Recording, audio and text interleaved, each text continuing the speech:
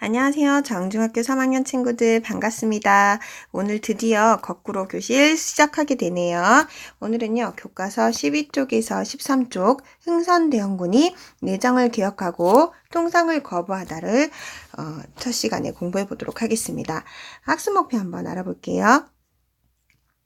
오늘의 학습 목표는 흥선대원군의 개혁 내용을 분류하고 그 목적을 찾아낼 수 있다입니다. 여러분들 할 수 있겠죠?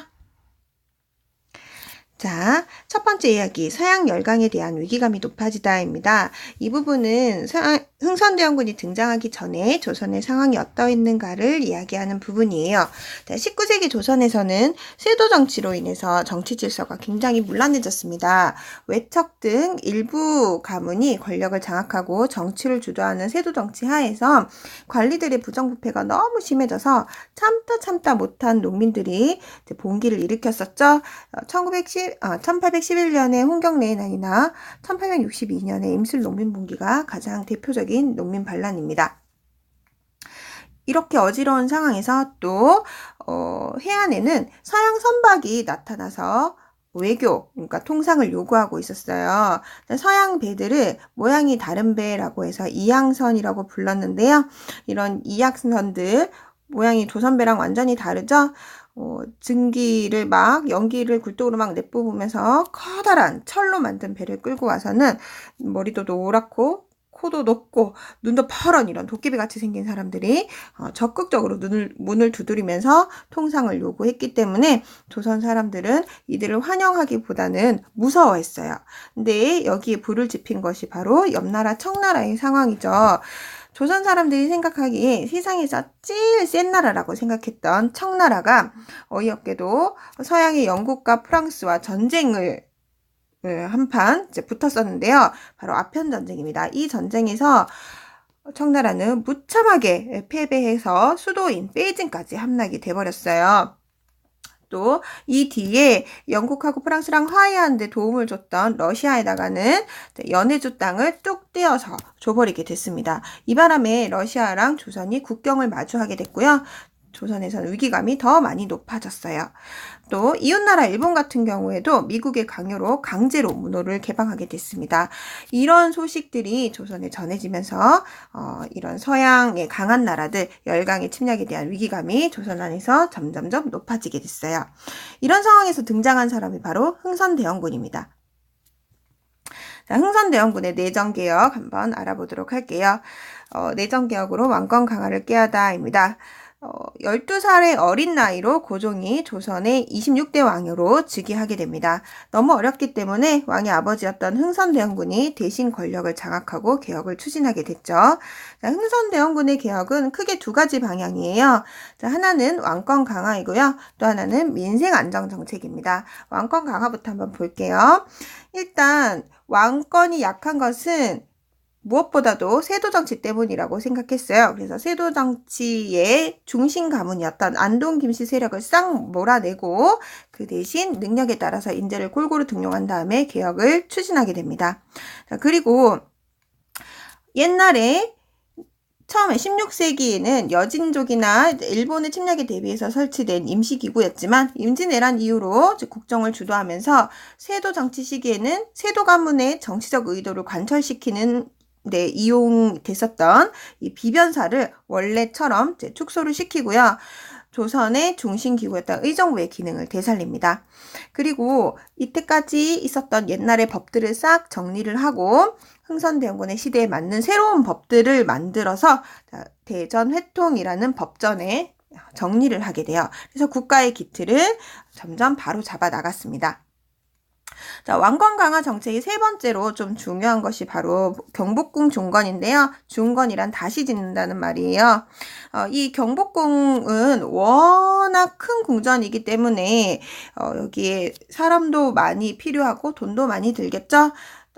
참고로 경복궁은 임진왜란때 불타 없어져서 그동안 왕들은 경복궁에서 지내지를 못했었어요. 다른 작은 궁전에 이제 왔다 갔다 하면서 지냈었는데 흥선대원군은 경복궁이 있어야 왕의 권위가 산다 이렇게 생각했어요. 취지는 좋지만 여기에 백성들을 강제로 동원시켜서 집에도 못 가게 붙잡아 놓고 계속 공사를 시켰고요. 또 이 공사에 필요한 비용을 일단은 그 기부금을 받았어요. 근데 그 기부금이 이름이 원납전이라고 하는데요. 말이 원해서 내는 돈, 원납전이지 사실 강제로 거둔 거였기 때문에 백성들이 꼭 원해서 내는 건 아니었습니다. 불만이 높아졌겠죠. 또 부족한 돈을 메꾸기 위해서 새로운 화폐였던 당백전이라는 이런 동전을 하나 만들어내요. 당시 조선의 화폐였던 상평통보의 100배가 되는 가치를 지닌다라고 해서 당백전이라고 불렀는데요. 사실 그렇게 가치가 100배 정도까지는 되지 않았어요. 근데 100배라고 억지로 이름을 붙여놓으니까 오히려 더 백성들에게 도움은 되지 못하고 물가만 올리는 그런 오류를 저지르고 말았어요. 그래서 이 경복궁 중건은 왕에게는 좋았을지 모르겠으나 백성들에게는 굉장히 환영받지 못한 공사였습니다. 자, 그러면 이제 민생안전정책 한번 알아볼까요? 경복궁 중건이다 뭐다 해서 백성들을 괴롭힌 측면이 없지 않아 있지만 그래도 흥선대원군은 백성들의 삶을 안정시키기 위해서 여러 가지 정책들을 펼쳤습니다. 일단 당시 가장 문제였던 세금 문제, 즉 삼정의 문란을 해결하기 위해서 각각 삼정에 맞는 대책들을 내놨는데요. 먼저 전정, 그러니까 토지에 대한 세금 문제를 해결하기 위해서 토지 조사를 했어요. 제일 문제가 뭐냐면 토지를 가진 땅 주인들이 자기가 세금 내기 싫어서 자기 땅 빌려서 농사짓는 소작인들한테 세금을 막 미루는 게 문제였거든요. 그래서 이렇게 하지 못하도록 토지가 누구의 것인지 명백하게 조사를 해서 그 주인에게 세금을 딱 받아낼 수 있도록 조치를 취합니다. 다음으로 군정 부분의 문제를 해결하기 위해서 호포제를 실시하는데요. 호포제는 원래 조선의 백성들은 군대 가는 대신에 그 남자가 1년에 한 필씩 포를 부담했었죠. 근데 한 남자가 한 필씩 군포를 부담했어야 됐기 때문에 그것도 한 집에 남자가 너무 많으면 부담인 거예요. 그래서 백성들 부담이 너무 크니까 한 남자당 하지 말고 한 집당, 즉 한 호당 거두도록 하자라고 해서 확 줄여줍니다. 부담이 굉장히 낮아졌겠죠? 게다가 이렇게 되면 또 국가에서 걷어들이는 군포가 너무 적어지게 되니까 부족분을 메꾸기 위해서 이때까지 내지 않았던 양반들도 너네도 우리의 백성이니까 세금을 내라 이렇게 해서 여태까지 내지 않던 양반에게도 군포를 내도록 조치를 취하게 됐습니다. 마지막으로 황국 부분인데요. 황국에서의 문제가 뭐였습니까? 바로 봄에 가난한 백성들한테 곡식을 빌려주긴 주되 썩거나 빈 쪽정이만 있는 이런 엉망진창인 쌀을 빌려주고 가을에는 멀쩡한 쌀로 수십 배의 이자를 붙여서 왕창 걷어내죠. 그게 황국의 가장 큰 문제였습니다. 근데 이제는 황국제를 아예 폐지를 해버리고 그냥 각 마을에 자발적으로 마을 복지 차원에서 사창을 만들어서 그냥 곡식 창고를 만들어서 너희 동네 안에서 서로서로 도와주도록 해라 이렇게 조치를 취하게 된 거죠. 이렇게 삼정의 문란을 토지조사, 호포제, 사창제로 진정을 시키고요. 또 하나 백성을 괴롭히던 서원 문제를 해결을 좀 했습니다. 서원은 사림들의 본거지로서 교육을 시키고 제사를 하는 역할을 했었죠. 근데 조선 후기가 되면 될수록 뒤로 가면 갈수록 서원이 너무 많아져요. 그리고 국가로부터 지원을 받는 사익서원 아시죠, 여러분? 사익서원이 너무 많아집니다. 이렇게 국가의 돈은 사익서원에 계속 지원이 너무 많이 되는데 이들 서원은 세금 내지 않아요. 그래서 국가의 재정을 계속 갉아먹기만 하죠. 그리고 이 서원의 행사가 있을 때, 특히 제사가 있을 때나 이럴 때 주변의 백성들 막 괴롭히는 거야. 야, 우리 서원에 오늘 제사 있는데 와가지고 제사 음식 좀 해. 혹은 닭 잡아서 아니면 서원에 딸려있는 농사 좀 지어 막 이런 식으로 백성들을 막 괴롭힙니다. 그래서 이런 문제가 되는 서원들을 다 싹 정리를 하고 꼭 필요한 거 47개만 남겨놓게 됐어요. 자, 이러한 정책들로 백성들이 흥선대원군을 미워하지만은 않았다는 거 좀 기억해 주세요. 자, 그러면 여태까지는 흥선대원군의 내정개혁 얘기를 했다면 지금부터는 흥선대원군의 통상수교 거부 정책에 대해서 얘기를 좀 해보겠습니다. 외국 세력과 손을 잡지 않았던 걸로 굉장히 유명해요, 흥선대원군이. 그러면 먼저 통상수교 거부 정책의 일환이었던 병인양요부터 한번 알아보죠. 자, 병인양요, 양요는 서양 세력이 일으킨 난리라는 뜻이에요. 그래서 병인년 1866년에 일어났던 서양 세력, 즉 프랑스가 일으킨 난리라는 뜻입니다. 자, 원인부터 한번 알아볼까요? 흥선대원군이 조선이랑 국경을 마주하게 된 러시아의 남하를, 그러니까 남쪽으로 진입하는 걸 굉장히 두려워했어요. 그래서 이걸 막기 위해서 서양에서 러시아랑 라이벌 관계에 있었던 프랑스에게 도움을 좀 요청하기로 합니다. 이 매개를 누구로 삼으려고 하냐면 그 당시 프랑스 신부들이 조선에 들어와서 활동을 많이 하고 있었는데요. 천주교를 퍼뜨리기 위해서. 그래서 이 신부한테 도움을 좀 얻고자 했어요. 근데 이 신부가 거절하는 거야. 나는 못하겠어. 이렇게 하니까 화가 나버렸어요. 거기다가 조선은 유교사인데 천주교가 들어와서 하느님 앞에 모두가 평등하다 막 이런 거 주장하고 다니니까 조선 안에서도 양반들이 천주교에 대해서 막 공격을 하기 시작합니다. 그래서 이런 핑계를 대면서 나를 도와주지 않은 프랑스 너네 한번 다 죽어봐 이러면서 병인 박해를 일으켜요. 1866년 병인년 1월에 굉장히 많은 천주교 신자들을 사형을 시킵니다. 게다가 프랑스인 선교사 12명이 들어와 있었는데 9명이나 처형시켜버리고요. 우리 조선인들은 8천여 명이나 처형을 시킵니다. 자, 이 소식을 들은 프랑스가 자국 국민이 죽었는데 가만히 있지 않겠죠? 감히 우리 신부님들을 죽였단 말이야 라고 하면서 이제 함대를 보내서 조선을 침략해 옵니다. 프랑스 군대가 쳐들어온 것은 강화도인데요. 굉장히 프랑스 군대의 화력이 막강했기 때문에 막 들어와서 강화 읍성을 점령하고 거의 조선군이 지는 듯 했어요. 근데 양헌수 부대가 여기 이 위치 좀 잘 기억해 두십시오. 정족산성에서 굉장히 악착같이 프랑스군과 싸워서 프랑스군을 물리치는 데 성공합니다. 자, 이것이 병인양요의 전개 과정이에요. 네, 프랑스군이 생각보다 조선군이 너무 막강한데 하면서 깜짝 놀라 물러가면서 그냥 가지 않았어요. 외교장각에 보관되어 있었던 왕실의 귀중한 서적들을 이제 약탈을 해갔습니다.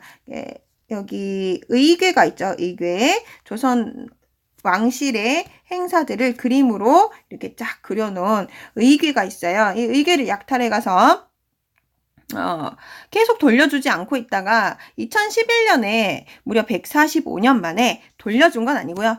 빌려줄게. 너네 국민들한테 보여주고 싶으면 그래 좀 빌려줄게 라고 해서 아직 소유권은 우리한테 넘어오지 않았고 빌려와가지고 우리가 박물관에서 전시하고 있습니다.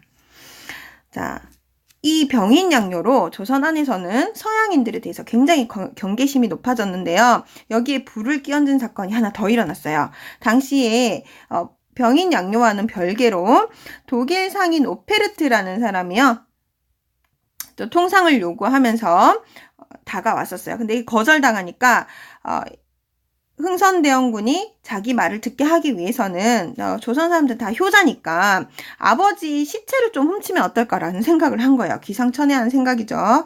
그래서 흥선대원군인 아버지인 남영군의 묘를 도굴하러 갔습니다. 시체를 훔치러 갔어요.